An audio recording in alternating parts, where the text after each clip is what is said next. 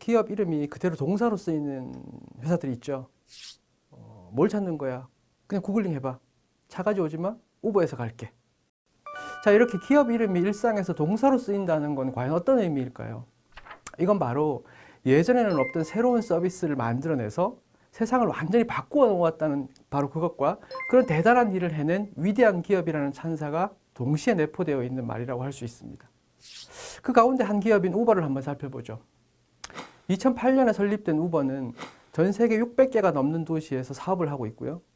15,000명의 직원, 약 40조 원의 매출을 올리는 이제는 거대 글로벌 기업이 되었습니다. 사실 누구도 우버가 이렇게 될 줄은 몰랐습니다. 투자자도요, 업계 전문가들도, 하물며 창업자 자신도 말이죠. 실리콘밸리 스타트업 가운데서 가장 성공한 기업이라고 불리는 페이스북이 2004년도에 창업되었는데요. 그 이후 2012년 상장하기 전까지 23억 달러, 약 3조 원을 투자받았어요. 그런데 우버는 2008년에 창업한 이후 2017년까지 무려 217억 달러, 약 23조 원을 투자받게 됩니다. 이렇게 사상 유례가 없을 정도로 빠르게 성장한 우버가 막대한 수익을 내는 회사일 것 같잖아요. 그런데 사실 2017년도만 하더라도 적자가 무려 45억 달러, 약 5조 원에 달합니다. 매출은 40조 원이 넘지만 여전히 적자를 면치 못하고 있는 거죠. 그럼에도 불구하고 투자자들이 돈을 싸질머지고 달려드는 기업입니다. 스타트업의 가치가 이런 투자 유치와 직결되어 있다는 걸 한번 생각해 보면 우버에는 뭔가 특별한 게 숨겨져 있는 것처럼 보입니다. 자, 그렇다면 우버는 과연 어떤 회사이고 어떤 점에서 특별한지, 그리고 이런 대단한 일을 해낸 사람은 또 어떤 사람인지, 과연 우리는 이 대단한 성공 스토리에서 어떤 점들을 좀 배울 수 있을까요? 일반적으로 스타트업에서 가장 중요한 게 뭐냐고 물으면 어떻게 돈을 벌 거냐 하는 거하고 누가 그 일을 할 거냐 하는 거죠. 즉 비즈니스 모델하고 창업자, 이 두 가지죠. 우버를 한번 살펴볼까요? 우선 우버의 비즈니스 모델은 간단히 말하자면 스마트폰 클릭 몇 번으로 자동차를 불러서 원하는 곳까지 편하게 이동하고 그 다음 결제까지 할 수 있다는 바로 그겁니다.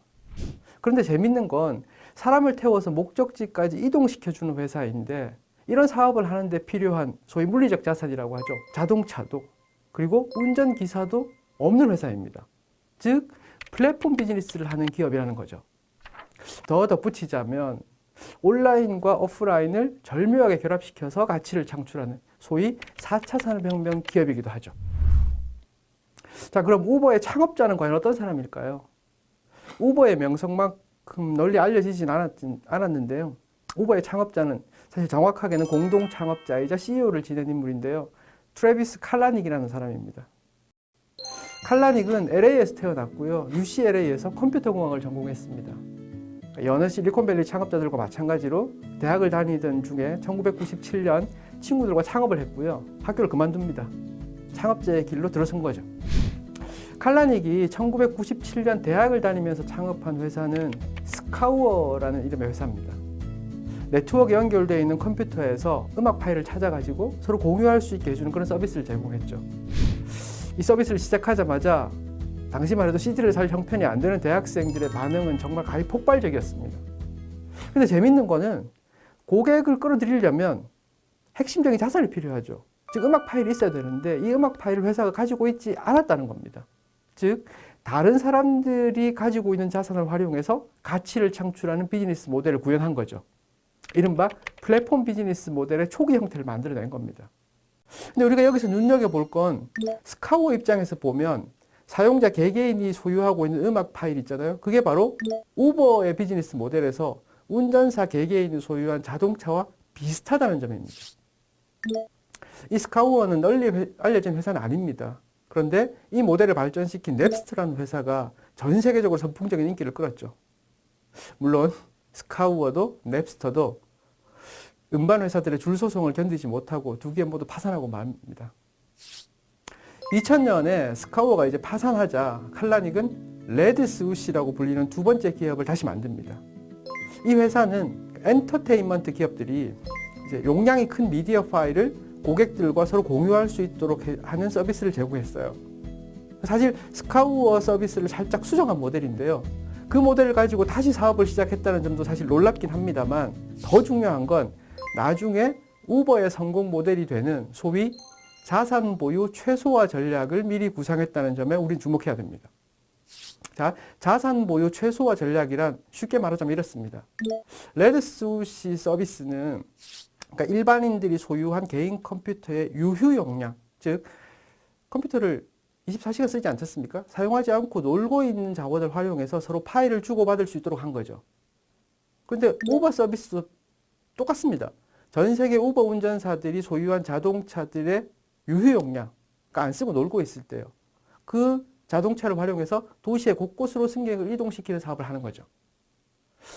이 레드스우시는 이후에 뭐 바닥을 치기도 하고 조금씩 성공을 거두기도 하고 뭐 여튼 우여곡절을 겪게 됩니다만 결국은 2007년에 아카마이라는 대기업에 매각됩니다.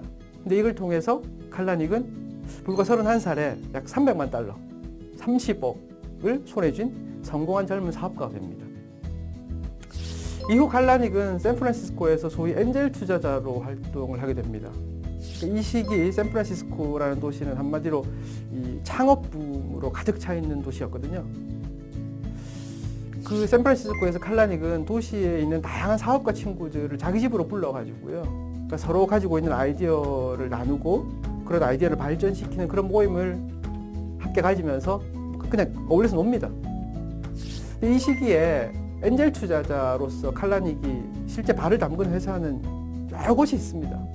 근데 성공률은 뭐 그저 그런 정도에 불과했던 것 같아요. 근데 그중 딱 한 가지가 대박이 터지죠. 스타트업 사업가들 모임에서 만나서 이제 절친이 되는데 가렛 캠프라는 인물이 만든 스마트폰 앱, 바로 우버캡이라는 회사입니다. 아시겠지만 나중에 우리가 아는 바로 그 우버가 된 회사죠. 엔젤 투자자로서 여러 회사 일에 관여하고 사실 많은 사람들을 만나고 이렇게 하면서 나중에 칼라닉 자신이 본격적으로 뛰어들 사업에 필요한 여러 가지 경험, 정보 이런 것들을 차근차근 쌓아가게 됩니다. 자, 이쯤 되면 우버의 성공에 칼라닉의 다양한 경험들이 어떤 식으로든 영향을 주었다는 것을 알 수 있습니다. 우버 인사이드의 저자 애덤 라시스키도 스타트업 사업가들한테는 실패할 각오가 굉장히 중요한 요소라고 말하고 있습니다. I think the one thing that exists in Silicon Valley that is most difficult for people outside it to appreciate is the culture of risk-taking. People in Silicon Valley, generally speaking, are not afraid to fail. As a matter of fact, it's important to fail. It's important to do something wrong, to make mistakes, to maybe even lose in the marketplace in order to build a successful young company. And so I think entrepreneurs need to be prepared to sleep on their friends' couches and to eat noodles and to work very long hours and for it still not to work out. Because if you're ready to do all those things, you have a chance of success. If you want to play it safe, if you want a secure job, if you want clearly defined hours, you probably won't have a chance at a successful startup. 인터뷰 영상 잘 보셨나요? 우버라는 성공 스토리를 만들어낸 칼라닉이 걸어온 길을 살펴보면 끝모를 바닥을 경험하기도 하고 성공을 맛보기도 하고 수많은 사람들을 만나면서 사실 돈 주고도 못 배울 그런 정말 다양한 경험들을 했다는 사실에 살짝 놀라게 됩니다. 사실 스타트업에서 창의적인 비즈니스 모델이 중요하다는 점은 두말할 필요가 없습니다. 하지만 창업자의 경험, 그게 실패든 성공이든 그 여부에 관계없이 매우 소중한 자산이라는 점을 우리는 다시 한번 확인할 수 있습니다.